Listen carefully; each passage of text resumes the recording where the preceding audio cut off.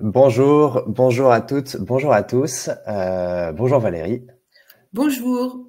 Merci de nous rejoindre. Je vois que voilà, les personnes se connectent progressivement sur ce live, sur ce webinaire. On est ravis de pouvoir vous accueillir en cette période de fin de semestre, j'imagine, pour la plupart d'entre nous. Donc, Ouais. qui dit fin de semestre, on est peut-être dans les examens, révision d'examens, voire correction d'examens, pour ceux qui sont les plus en avance. Donc voilà, je salue votre, votre présence dans cette période souvent assez chargée et merci Valérie de prendre ce temps. Je vous en prie, un vrai plaisir. Donc voilà, bienvenue sur donc à nouveau différents participants qui nous rejoignent pour ce nouvel épisode d'une série de retours d'expérience sur WooFlash. C'est une série qu'on a lancée il y a quelques mois déjà. Le but, c'est de proposer des exemples, des témoignages très concrets sur l'utilisation de WooFlash directement par les personnes concernées, donc par les enseignants. L'objectif, c'est que chacun et chacune puisse s'inspirer, reprendre des bonnes pratiques. Donc voilà, pour soit mieux prendre en main la plateforme, soit mettre en place différents éléments pédagogiques, puisqu'on parle également évidemment des leviers pédagogiques qui sont mis en action par l'utilisation de la plateforme. Je vous encourage à nous écrire dans le chat, à nous envoyer vos réactions, à nous envoyer vos questions. Bien évidemment, on va prendre un temps à la fin de ce webinaire pour répondre à toutes les questions. Et autre élément important, je crois que le webinaire est enregistré et donc vous recevrez un replay par mail pour ceux et celles qui devront nous quitter avant la fin. Si on passe au programme pour cette session, très simplement, on aura un témoignage, donc le témoignage de Valérie qui est ici, qui se présentera juste après. On va se présenter chacun de nous deux. Et ensuite, un temps pour les questions-réponses. Je pense que ça va durer 25 minutes à peu près, l'ensemble du webinaire. Très bien.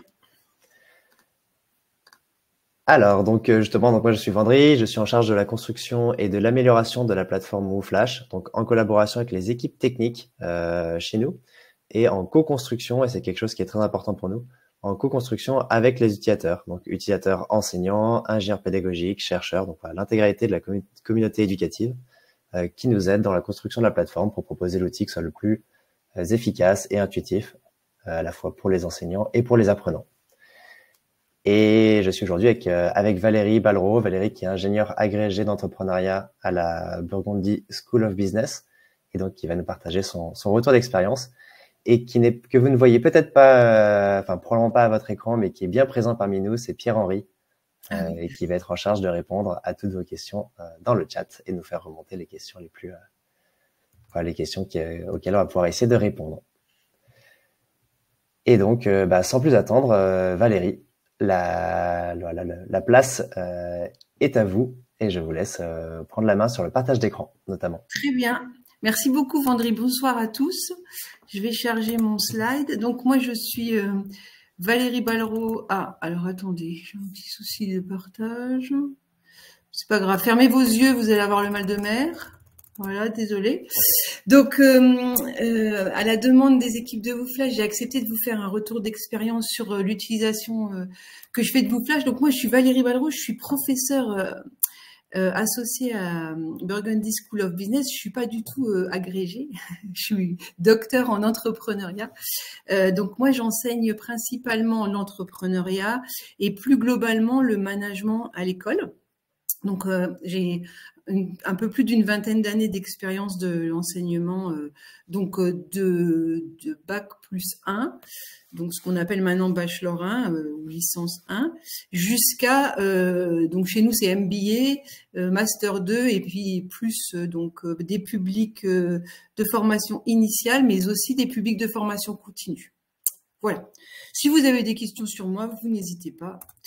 Alors, pourquoi WooFlash? Pourquoi on a décidé, enfin j'ai décidé d'utiliser WooFlash. Donc l'école a WooFlash à disposition des enseignants depuis à peu près, je crois, 2019-2020.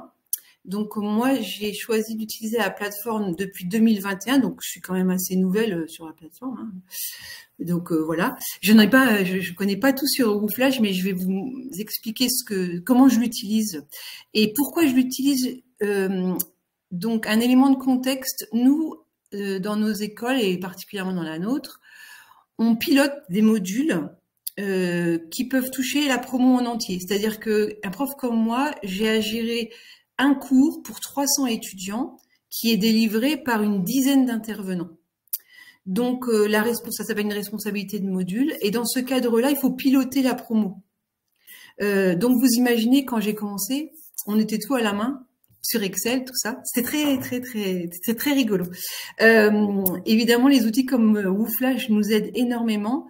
Et moi, m'ont particulièrement aidé sur l'homogénéisation des outils de révision des examens entre tous les étudiants. C'est-à-dire ça, je peux le piloter. J'ai plus à laisser la main à chaque chargé de cours qui fait comme il peut. Là, la plateforme, elle est là pour tous les étudiants. Donc, mes chargés de cours, ils n'ont pas à s'occuper de ça. Ils peuvent, eux, s'occuper vraiment de l'accompagnement personnalisé. Et donc, cet accompagnement personnalisé, il est très important chez nous parce qu'il est au cœur des valeurs de l'école. Et à ce titre, nos accréditations, les écoles de commerce, on a des certifications dans tous les sens, de grade de master, d'accréditation internationale, etc. Donc, on nous demande des comptes. Donc, grâce au rapport de WooFlash, on peut montrer comment on suit nos étudiants. Bien sûr, on a WooFlash en complément d'autres plateformes pédagogiques comme Moodle ou Teams. Là, on est libre de les utiliser. Voilà, donc moi, WooFlash discute avec Teams dans mes cours à moi, plus particulièrement. Alors, quelle utilisation? Donc, c'est ce que je viens de vous raconter. J'ai oublié une dimension, c'est qu'en plus, dans nos promos, on a des étudiants en filière franco et des étudiants en filière anglo. Donc, l'utilisation d'un outil comme WooFlash me permet de passer d'une langue à l'autre très facilement. Et donc, quand je prépare mes jeux de questions, voilà, c'est vraiment très, très simple. Et donc, je l'utilise exclusivement pour l'instant dans les outils de révision des examens. Flashcard, quiz progressif, quiz thématique. Voilà, c'est pour l'instant ce que j'ai utilisé principalement.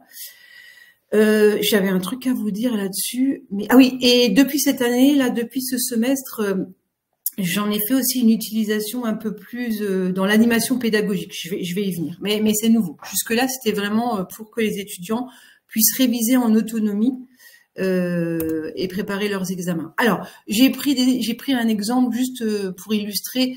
Peut-être que les gens qui nous écoutent connaissent ça par cœur, donc je vais pas perdre trop de temps, mais on pourra y revenir sur les questions. Donc, j'avais un cours en e-learning en 2020-2021. Vous savez, le Covid, tout ça. Là. Et donc, j'ai utilisé les flashcards pour permettre aux étudiants de tester leurs connaissances à l'issue de parcours qu'ils avaient à faire en autonomie sur le e-learning. Voilà, c'est-à-dire c'était à l'issue de leur parcours, ils avaient accès à WooFlash et ils pouvaient s'entraîner sur les flashcards. Donc, pour ceux qui savent pas, la flashcard, il y a un recto et un verso. Donc, je vous ai laissé les langues pour que vous voyez qu'on peut, c'est super facile en fait de passer d'une langue à l'autre pour quand on pilote des modules multilangues. Et on peut choisir même la langue du feedback. Et ensuite, en fait, l'étudiant, il a une question. Par exemple, là, il a le verso, le recto, le verso, on s'en fiche.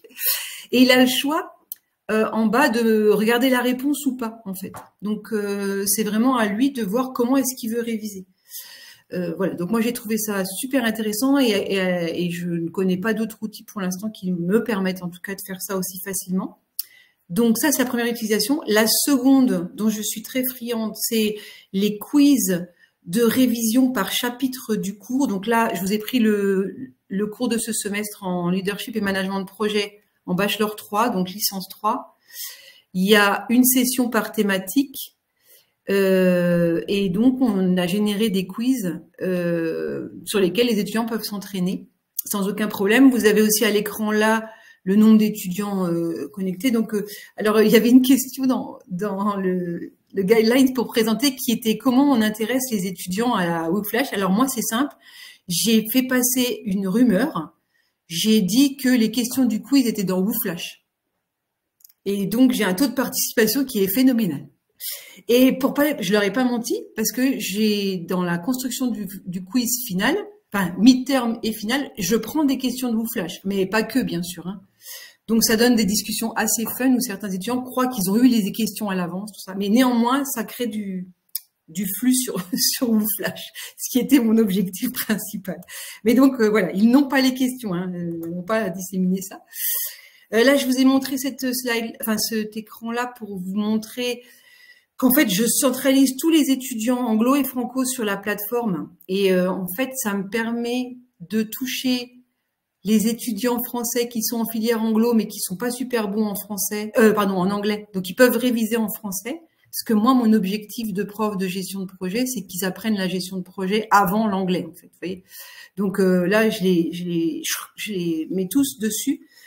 Et ce sont les mêmes questions donc ils peuvent même réviser en langue. Et puis je vous ai mis aussi l'écran parce que donc il y a les questions et là je leur ai même fait quelques flashcards pour réviser pour ceux qui avaient envie. Voilà. Et dans les flashcards on retrouve les thématiques du cours. Voilà. Alors en quoi WooFlash nous aide vraiment sur le suivi personnalisé? Enfin, je voulais insister là-dessus. Donc les rapports. Moi, j'ai un résumé à l'échelle de la promo instantané d'avancement, là où en sont les étudiants, et cet outil-là d'ancrage sur lequel il faut que, personnellement, je travaille davantage dans la structuration de mes questions. Mais voilà, ça me donne des infos. Ensuite, vous voyez un avancement par étudiant que je peux télécharger sur Excel. Coucou à tous les profs qui utilisent Excel. C'est compatible avec Excel, on est sauvés. Mais moi, je préfère les vues WooFlash. Donc là, je vous ai mis un rapport avec la vision sur la promo. Par exemple, je fais une réunion avec mes chargés de cours pendant une semaine. La semaine où on a fait telle thématique de la gestion de projet.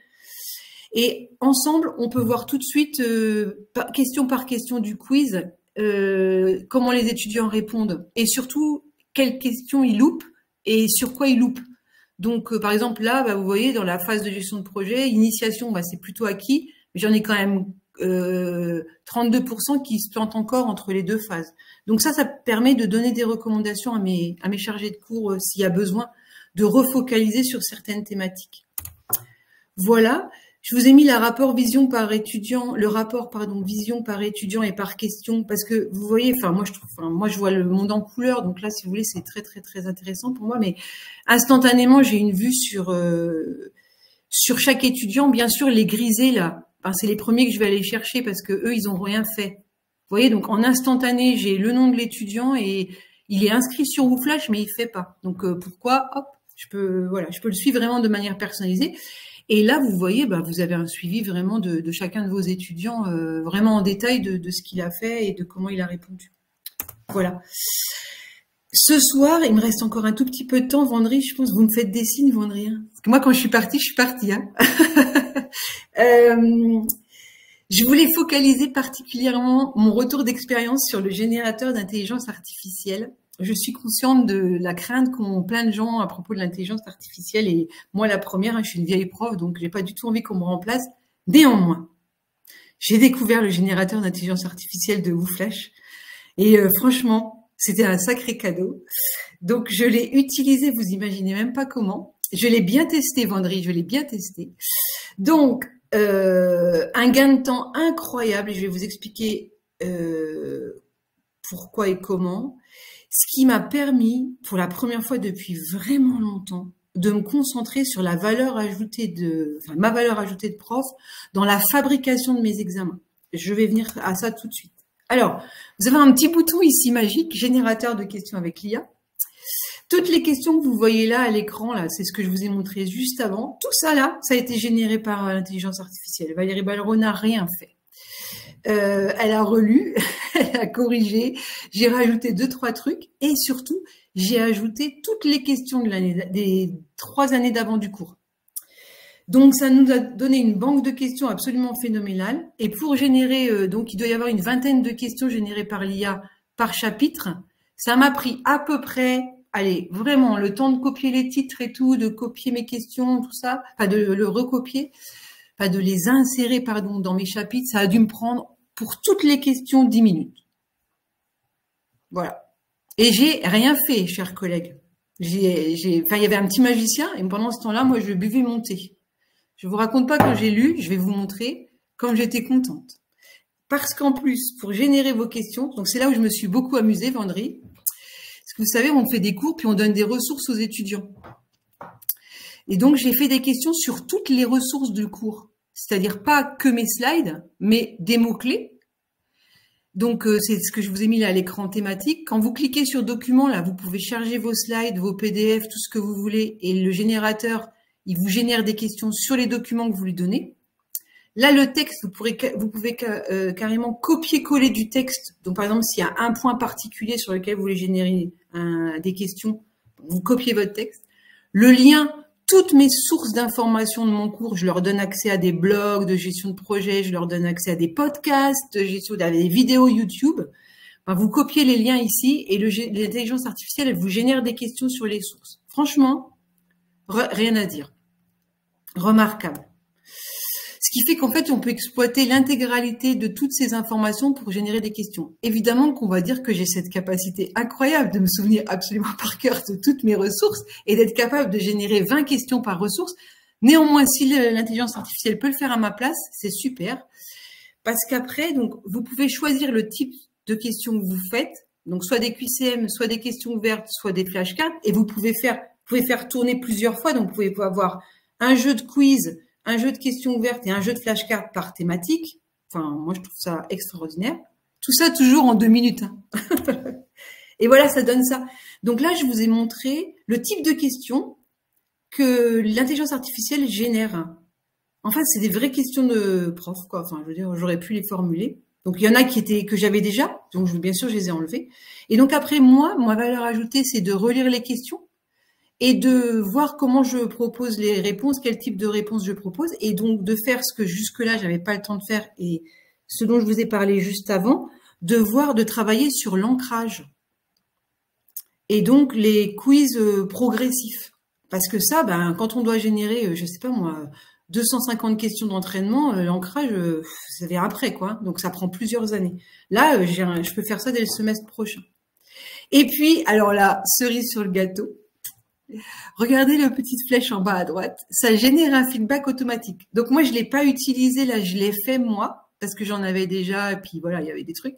Mais pour le webinaire, j'ai cliqué sur générer le feedback dans cette question-là. Pourquoi faire de la gestion des risques en gestion de projet? Parce que je voulais que vous voyiez le résultat brut non travaillé. Voilà ce que l'intelligence artificielle m'a généré. Pareil, hein, même pas 2 minutes. Et donc après, moi, la prof, je relis ça, je peux rajouter des trucs de mon cours, je peux faire des références à des sources complémentaires, enfin voilà. Mais elle m'a quand même généré ça, ce qui est vraiment vraiment très intéressant pour un étudiant. Voilà ce que je voulais vous montrer. Et donc, je conclus. Un gain de temps permettant de se concentrer sur le cœur de métier. Donc, bien sûr, j'ai testé sur un semestre et un cours, donc j'ai aucune expertise, hein, je balbutie et je débute. Néanmoins, je m'en suis servi pour l'animation des sessions de cours, c'est-à-dire une fois que j'avais produit les questions, à chaque début de cours et à chaque fin de cours, j'ai utilisé 2-3 questions piochées par-ci par-là pour faire travailler mes étudiants. Donc en plus, ils sont contents parce que s'ils vont sur WooFlash, ils les ont encore. Et ils ont une chance sur 350 que je la tire à l'examen final. Donc, vous voyez, ça entretient l'envie de réviser comme ça. Ça les rend complètement autonomes dans les révisions et tout le monde révise tout le monde a le même jeu de questions pour réviser. Et ça s'appuie sur toutes les ressources du cours. Moi, ça m'a permis, pour certains étudiants, ils se sont rendus compte qu'il y avait des choses qu'on n'avait pas écrites dans les slides. Donc, le truc incroyable, ça suffit pas d'apprendre les slides. Ça, ils redécouvrent en fait.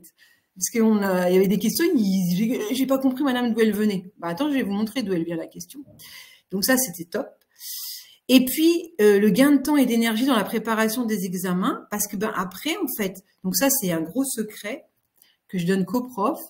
J'ai bien entendu créé d'autres WooFlash cachés, accessibles que de moi-même. Et j'ai simplement été pomper les questions de mon WooFlash de cours pour créer mes examens finaux. Et là, j'ai pu faire de la progression, en fait. Donc, j'ai pu faire mon midterm et mon final term avec une progression dans mes questions. Voilà. Donc, et ça, vous voyez, juste sur ces 2 mois et demi qui viennent de s'écouler. Voilà. Si vous avez des questions, c'est le moment, je crois. Merci beaucoup Valérie. Vraiment passionnant. Merci de nous partager tous ces tous ces éléments, c'est très très riche. Alors, on va regarder s'il y a des questions. Je crois pas qu'il y en ait pour l'instant. Moi, il y a notamment une question qui m'est venue en préparant et en vous écoutant. Donc, vous avez mentionné le fait que vous avez fait passer une rumeur comme quoi les questions de l'examen pouvaient être présentes dans le WooFlash. La question que je souhaitais vous poser, c'est quand et comment est-ce que vous parlez de WooFlash à vos étudiants? Ah, donc dès le début du cours, en fait, là, on avait généré des questions en amont. Il y avait déjà des questions, en fait, si vous voulez, dans le WooFlash. Donc, on a prévenu les étudiants qu'il y avait WooFlash à leur disposition. Et moi, alors, je sais pas si on n'en a pas parlé vendredi, mais moi, j'utilise WooClap aussi. Donc, en fait, dans WooClap, avec le flashcode, ils ont la référence du WooFlash. Donc, voilà comment on fait. Après, tous les chargés de cours ont pas forcément, enfin, on n'impose pas WooClap par exemple à tous les chargés de cours, hein, mais tous les chargés de cours avaient accès à WooFlash. Donc chacun a utilisé les questions et la plateforme WooFlash comme il l'entendait. Donc il y a même des chargés de cours qui ont montré à leurs étudiants que ils créaient des questions suite aux questions des étudiants pendant le cours. Oui, vous voyez ce que je veux dire? C'est-à-dire, il y avait des qui posaient une question, et hop, le prof, il disait, bah, attends, je vais la rajouter dans WooFlash. Donc, voilà, on a eu ça. Donc, voilà comment, à quel moment on en parle. Ça répond à votre question, André. Ah, tout à fait. Ouais, merci beaucoup. Merci Valérie. Et alors, est-ce qu'il y a des questions? Je vois qu'il y a une question de Hervé. Avez-vous d'autres systèmes d'évaluation imposés par vos certificateurs? Alors, je pense que ça fait référence à ce que vous avez partagé en début de présentation. Alors, je sais pas si je vais bien répondre on n'a pas d'évaluation imposée par les certificateurs.